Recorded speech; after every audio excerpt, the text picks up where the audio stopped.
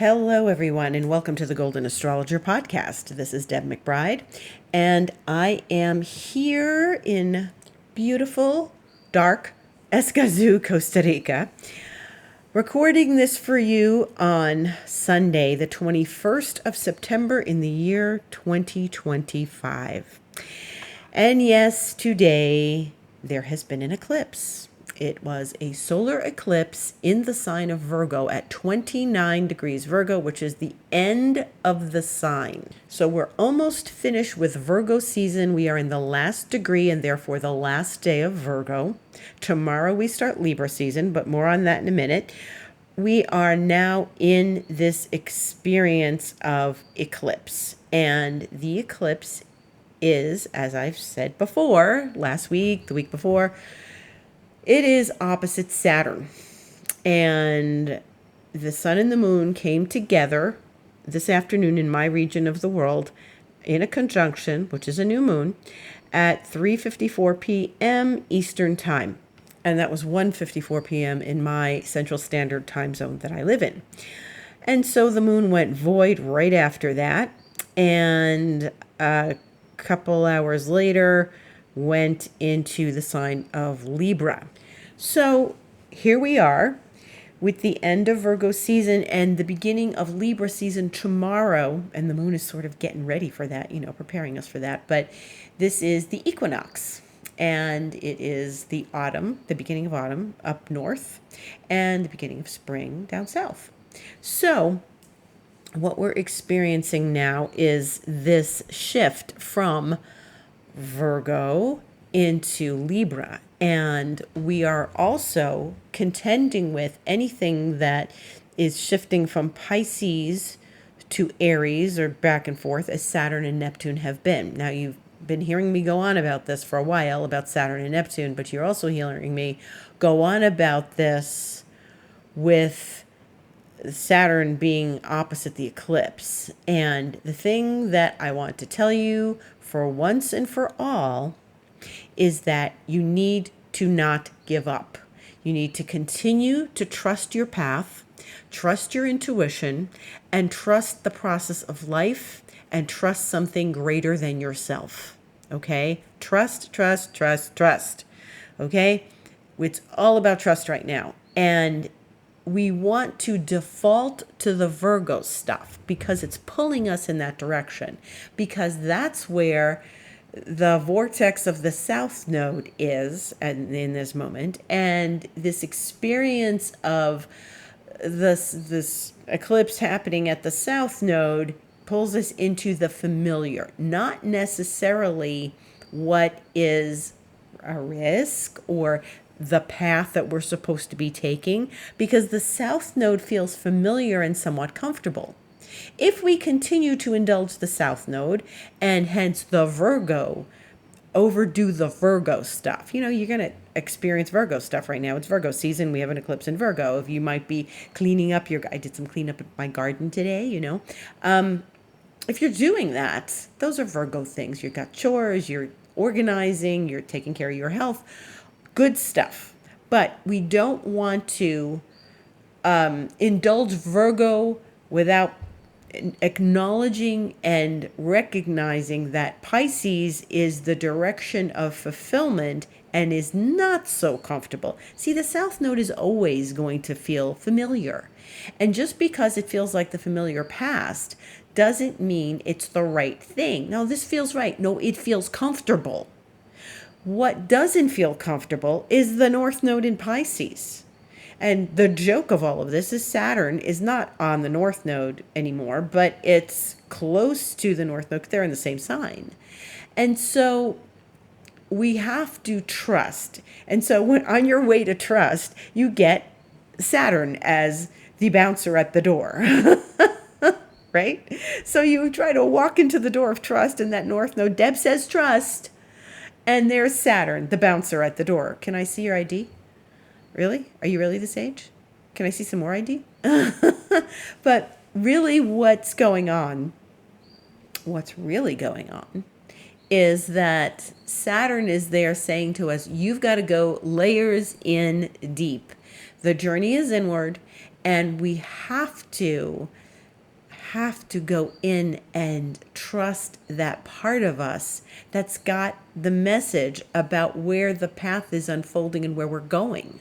The Virgo portion is inevitable, our thinking brain, our analytical qualities, our very material world experiences. We need to balance it with the experience of Pisces, okay? And we've been dealing with this energy for a long time. We've been dealing with Pisces for a long time. Then Virgo started a season, its season in August, and we had the new moon at 0 degrees Virgo. And now we are having what is very unusual, a second new moon in Virgo. So I really believe that first new moon in Virgo set the stage for the eclipses because it was the lunation that opened the door to the eclipses. And now the eclipse is not happening anymore, but the energy is going to be with us. And we are still dealing with all of this Virgo energy, despite the fact that the moon is now in Libra and the sun is going to be in Libra tomorrow. The Virgo eclipse energy is still going to stay with us, okay? Now, what we're doing is we are navigating between belief and trust and faith and I need hardcore evidence in my hand, right? This also, the Virgo Pisces axis, this is also the experience of healing. These are places where we need to trust our instincts and, trust medicine, but also balance the two because, sometimes we just need to take an aspirin and lie down. Sometimes we need to go to the doctor, okay? Sometimes we need to trust our instincts and our intuition because healing is also an emotional process. Hello, Pisces, right? So you need to recognize, connect with the emotional causes of what you're feeling. If you had a fight with your partner and then you got a headache, well, I think that's pretty darn obvious, right? So that's a very simple example of the deeper layers of what's going on physically that involve an emotional cause. So I want you to look at that as well in the Virgo Pisces realm. Now, we are dealing with a lot of factors in this moment as when these planets are entering the sun and the moon, once they are entering Libra, they are then touching the outer planets. So the first thing that happens is the moon and then eventually the sun this week. The moon today has already opposed Neptune. It's it just trined Uranus and it's about to trine Pluto. So it's entangled in an air grand trine, the moon, with the outer planets. This is very important. It means that there's something in the intellectual realms, the thinking realms, that we do need to acknowledge and work with as part of the eclipse, okay? So we want to throw all analysis out the window. We don't want to overthink. We don't want to overanalyze. We want to connect with the information that presents itself to us in the moment. Then this week, okay, so the sun enters Libra tomorrow at 2:19 p.m. Eastern Time. And, the sun is going to eventually take the same path that the moon has taken, as in moving through Libra. So in the beginning of Libra, we've got planets in early Aries, which is Neptune. We've got a planet in early Gemini, which is Uranus. And we've got a planet in early Aquarius, which is Pluto, as we know. So they are all receiving the opposition. Neptune will receive the opposition from the sun on Tuesday at 8:53 a.m. The sun will then trine Uranus at 10:55 p.m. on Tuesday, the 23rd.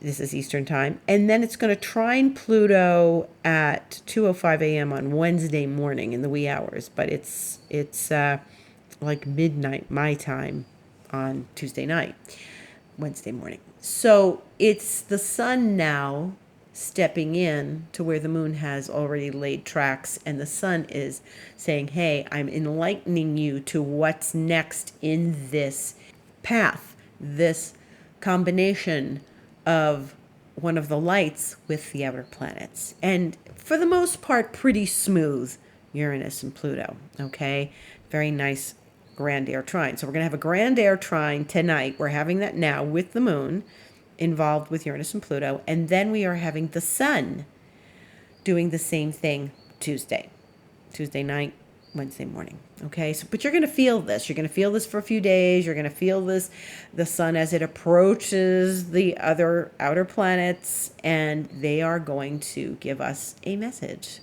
Especially since they're in air signs, I expect a message. Now remember that Mercury did this the other day. So did you get information? Was there something that you opened up to? Was there something that you had an epiphany about, an occurrence about, So we've got a lot of planets passing through this region, this path of end of Virgo into beginning of Libra. Okay, so this is where we're at right now. First it was Mercury, now it's the moon, in a couple of days it'll be the sun. So this is important. This is important because we are learning something about what the eclipse means for us and what the eclipse is, the information from the eclipse. Eclipses always bring a certain amount of change, and it's intense energy, and I feel like the energy is finally leveling off. Like earlier today, it was like I felt my head was going to explode. And I was saying that to my neighbor, and she's like, "Oh my God." She's like, "Really?" She had her epiphany this morning, which is good. And so look for the epiphany, look for the opening, look for the moment that like something is telling you, hey, this is what's really going on here. Okay. Don't just disregard whatever you're feeling, honor your feelings, honor your hunches, your intuitions, honor your synchronicities. I've had several synchronicities already today, and I have them all the time. Like they get stirred up because of meditations I do and things, but really, really important to honor the synchronicities as they come. You may really find them showing up as we process the eclipse energy in these next days. Okay. So the other thing I want to talk about that's very important, because I've talked about this eclipse quite a bit in the last few weeks, because 2 weeks ago was an eclipse, and this is the final eclipse. There's not going to be another eclipse for 6 months. So this is it, today, eclipse. But Mars, let's talk about Mars. Mars enters Scorpio at 3:54 a.m. Tomorrow morning, Eastern Time. Okay, that's good. Mars likes to be in Scorpio. It's the original ruler of Scorpio. We feel that good Mars energy, in Scorpio, likes being there, leaving Libra, doesn't want to be in Libra, doesn't really like being in Libra, can't express itself properly in Libra, because Libra is a sign of peace and serenity, and Mars is a planet of war and feistiness and passion and high energy.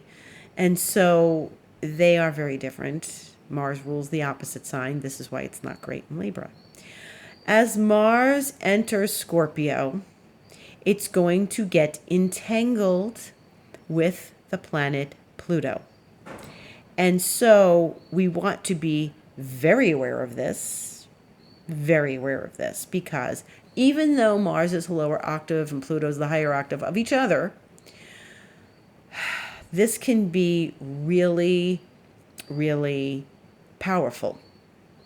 And this is very strong, and it is very intense. Now, it's not necessarily part of the eclipse, okay? In the sense that it's aspecting the eclipse. But Mars is talking to Pluto in a challenge during the eclipse days. Okay, so we're getting to Wednesday the 24th, and Mars is going to square Pluto at 7:52 a.m. So do I think that something will probably happen in the world? Yes. Yes, I do. Do I know what that is? Probably not. Mars is a warrior planet, but it is in a good expression in Scorpio, but it might really give us some very strange goings on in the world that we may not really want. Mars and Pluto can be violent. I'm not going to lie, I'm not going to say, oh, this is just an owning of your power. For you, it may be. For me, it may be just connection to an owning of power. But we have to do our emotional homework if we don't want to explode. If you do not want to revert into the part of your personality that gets triggered and explosive, then I suggest you sit down with yourself over these next days and make sure that you are like connecting with where you are emotionally. If something's upsetting you, if you're resentful about something, if you're angry with someone, we need to pay attention to Mars. And it's not good to ignore it. It's not good to sweep it under the carpet, because you could be driving and that Mars energy creeps out and it's like road rage or something. And if you want to avoid road rage, because there may be other people who are not listening to this podcast and are not getting this information and are going to indulge their Mars square Pluto aspect that's happening in the sky, maybe you want to do all your grocery shopping tomorrow and anything else. Just wait. Just wait and, get done what you need to. It is, if you have people that get triggered easily in your life, I suggest that you just be aware of that. And we need to be aware of this because it is a very strong aspect. It's a very strong aspect. Mars is in its own sign. Pluto's in Aquarius. With Mars and Scorpio, it can be an expression of creativity. It can be an expression of passion. It could be passionate creativity. It could be something really good. But the fact that it's squaring Pluto is challenging and is going to challenge each and every one of us. So our mission, should we choose to accept it, is to navigate this so that we do not fall into the trap of steaming, raging anger. Okay? And avoid ranting about something. Do not allow yourself to lose your cool with someone you love, or with one of your animals, or one of your children that you love. You've got to not allow that, okay? You have to feel the feeling. I'm not saying don't feel the feelings, because I just said don't sweep everything under the carpet. Go to your bathroom, close the door, and feel your feelings. Go into your bedroom, close the door, feel your feelings. Go into your art studio, your office, wherever you can be alone, and work with these feelings. Things are going to surface. Things are going to come up. I highly recommend you working with this energy so that it is not destructive, self-destructive, okay? So this is challenging, and it's not just Mars squaring Pluto. It's the moon and Mars squaring Pluto. So now here we have emotions, moon, entering Scorpio. The moon is going to enter Scorpio on Wednesday the 24th at 5 a.m. Eastern Time. 5 o'clock even, not even 5:01. So we're going to get the moon going into the same sign as Mars, and it's going to conjunct Mars and square Pluto. So this is all going to play out. Mars squares Pluto at 7:52 a.m. Eastern Time. Moon squares Pluto 7:56 a.m. Eastern Time. That's 4 minutes later. Moon conjuncts Mars 7:56 a.m. So at the same time the moon is squaring Pluto, it is conjuncting Mars. This is all happening at once on Wednesday morning. This is hot. This is hot, hot, hot. Better ways of using this energy. Use it to fuel your good passions. Something good in your life. Exercise. Go for that morning workout at the gym. Do some hot yoga. I think if you heard that, there's some cats acting out here, okay? And that was like, wow. And if you heard, yeah, there it is again. Wow. And now my cat is going to the window because she just has to know what exactly is going on outside and who's screaming at who. Those cats were a voice from the universe letting us know that Mars, Moon, Pluto is going to be, okay? So no screaming and scratching and biting and in your life on Wednesday morning, okay? Don't do that. That was not a coincidence. There are no coincidences. That was not an accident. That's it. This is cat scratching screaming time. Mars, Moon, Pluto, okay? So avoid that. Don't let that happen. Go running instead. Go run on the treadmill. Go for that beautiful walk outside, that speed walk, okay? Go to the gym. Go for a swim. Mars is in Scorpio. It's a water sign. Do things to burn off this energy. It's hot, okay? Do something like hot yoga. Go and do something that's going to help you be creative with this energy, okay? Instead of lashing out like the cats outside are, okay? Remember that this energy is present, and don't let someone else scratch at you, okay? So if someone starts to act out and starts to, come at you, well, then what you need to do is you need to work with the energy, stay calm, and do not react to it. And just like go walk away from your phone or whatever, and don't lose your cool. Now, if you're in a confrontation with someone, take a deep breath and don't lose it. Don't lose it. Ask for some higher guidance or something, okay? And do not indulge the temper that you might be feeling, the boiling, raging temper that you might be feeling.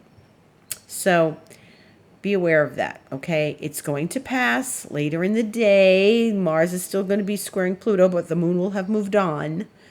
And so we want to recognize that this is just a temporary flare-up, okay? Like I said, there's a lot of people out there who are not going to be listening to this podcast or any other astrology podcast and have this information. So if there are things going on in the world, yeah, that might be what's the underlying heat of it, okay? I also want to talk a little bit about Pluto because what's rolled across my internet in the last couple weeks, and because it's been eclipse season, I've been focusing on them, but I learned something that Pluto is going out of bounds, or Pluto has gone out of bounds. Now, what is out of bounds? Well, this is something in astrology where we use something called declination, okay? Now, this is tricky, and please pay close attention. Declination is something where it involves the sun, and the sun and the planets follow the ecliptic, okay? But the ecliptic is bounded by the sun's maximum declination, okay? And this is why we have the Tropic of Cancer and the Tropic of Capricorn on Earth. And that declination, I'm not going to start boring you with the details, but that declination has an out of bounds north and an out of bounds south, okay? When any of the other planets go out of bounds, the planet has left the usual bounds of the influence of the sun. It's not under the jurisdiction of the sun anymore, okay? So anybody, we can all be born with an out of bounds planet. I don't have an out of bounds planet, but I've studied plenty of charts with people who have out of bounds planets. And so they're out of the bounds of the declination of the sun's maximum declination. And the sun determines that. So, like I've talked about this here before on this podcast, but probably a long time ago. It is not often that the outer planets go out of bounds. The moon goes out of bounds, Mars goes out of bounds, Venus, Mercury, they go out of bounds.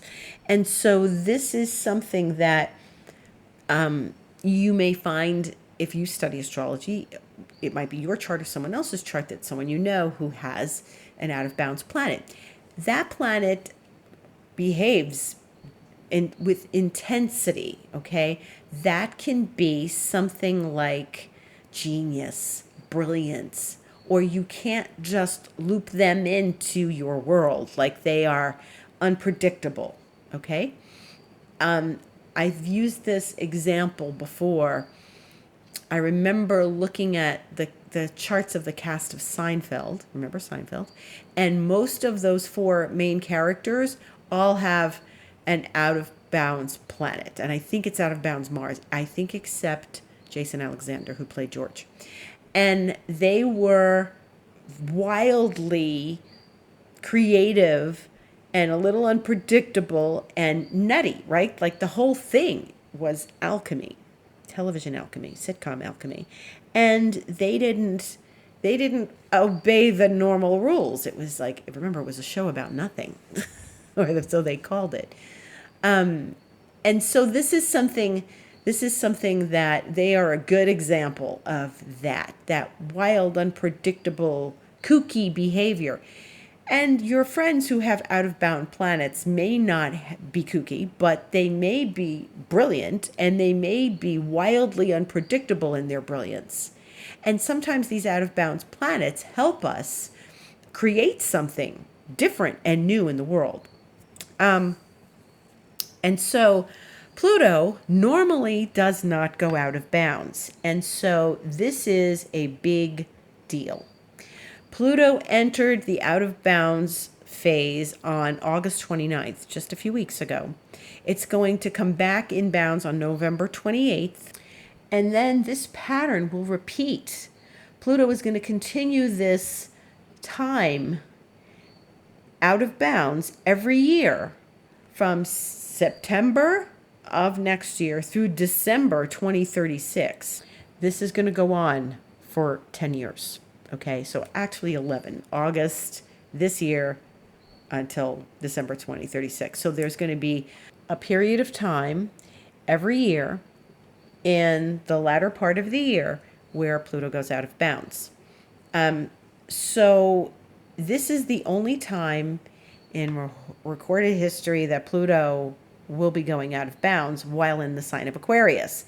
Apparently, from what I've been reading, it's never going to do this again. I find that hard to believe. I find that hard to believe that 3,000 years from now, it's never going to do this again. But we're not going to be around as we are now. We might be, different entities at that time, in a different lifetime. But this is something very interesting. Now, Pluto definitely brings in revolution, especially in Aquarius. But this is an unusual, unpredictable pattern that Pluto is going to give us during this next 10 years till 2036, right? So I find this fascinating. And Pluto's going to be in Aquarius till 2043, which is a hell of a long time. And we're getting the new revolutionary energies already of Pluto in Aquarius. We're seeing a lot of big technological things happen in our world, but there's going to be something sort of more intense about this out of bounds period. And so, there was some Pluto out of bounds back 250 years ago, but it was not as strong as this one that we're going to have. So it is an enormous cycle. It is huge for us on Earth. This is going to bring probably some very intense revolutionary energies forward, and we want to pay attention to this. That means there's going to be people born in these next years who have Pluto out of bounds. In Aquarius, that's just something really profound, powerful, and just unimaginable, like what those people are going to grow up to be. There's probably going to be a certain level of genius within those people. And I can't imagine how this is going to surface in our world. Now, here I am. I'm an astrologer, and I'm saying, I can't imagine. I can only say that, with the unpredictability of the sign of Aquarius, Pluto out of bounds, and that's unpredictable wildly also, is going to bring some unusual states of transformation within the world that Aquarius governs. technology, revolution, independence, liberation, freedom. We're all going to experience this in our lives wherever Pluto and Aquarius is transiting for us. So we're going to watch this unfold. This is going to be till the end of November, and then it'll go back in bounds until next September in 2026. And I'll probably talk about this again on this podcast next September 2026.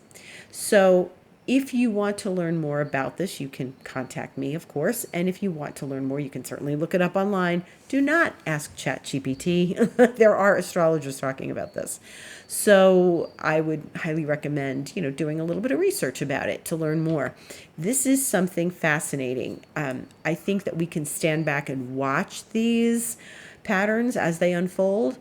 And remember, Pluto can destroy and rebuild. That's one of its key qualities: destruction and rebuilding, death, renaissance, birth, death, cycles of birth and death and renaissance and regeneration.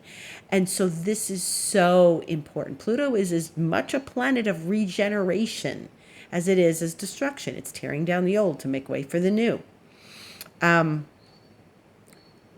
It's not always serving us in the best way, like they tore down my local vivero, which is a plant nursery, and now they're going to build something there, which I think is a tower. That doesn't serve me necessarily. Maybe it will. I don't know what's in that tower. Maybe it'll be a bunch of new friends, but I don't know. But that right now I'm saddened by that. So that's one example of how we don't like the destruction and regeneration of Pluto. But there are plenty of different ways of Pluto expressing its regeneration that are really positive. And we see that with the cycles of seasons every year. So speaking of cycles, I want to tell you about my friend Darnell, who has a podcast called the Make Love to You podcast, which is available on all podcast platforms. And I've mentioned him here before a while ago. And he interviewed me for his podcast. And it is his, I think, 113th episode.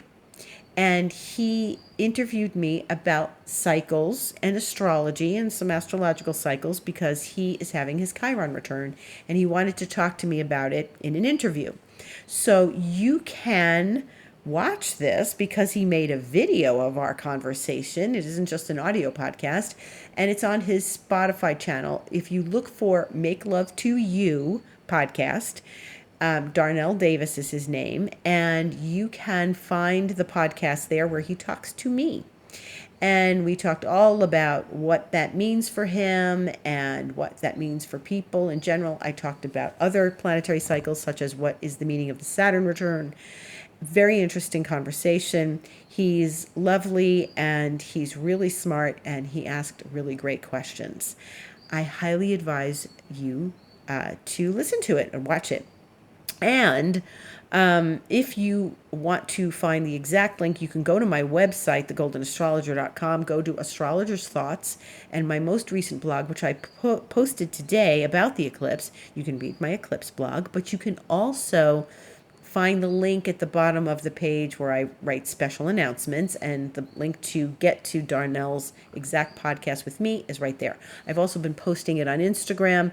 You can go to my Instagram, The Golden Astrologer, and see that in my feed, not necessarily my stories, though I am posting it in stories, you can see in my feed that he is listed in my feed because I allowed it to be posted in my feed. So you'll see me and different messages I write, and then there'll be this picture of a guy running on the beach at the sunrise, and that's where you will find the trailer for the podcast. Okay?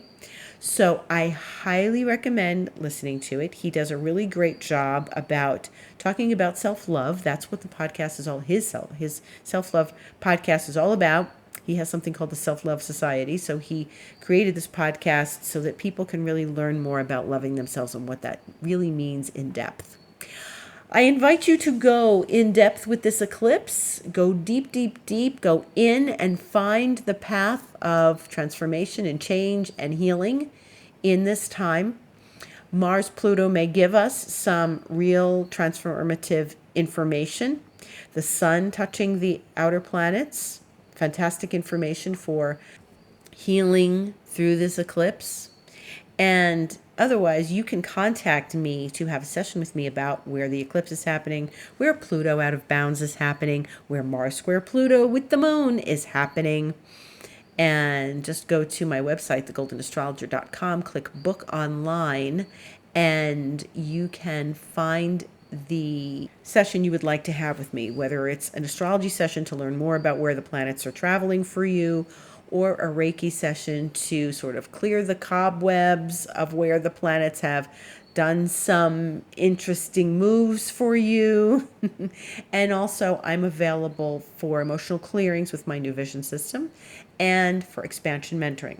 If you want more information, you can always email me, info@thegoldenastrologer.com or deb@debmcbride.com, and we can talk about what's going on for you and how you'd like to set up a session with me.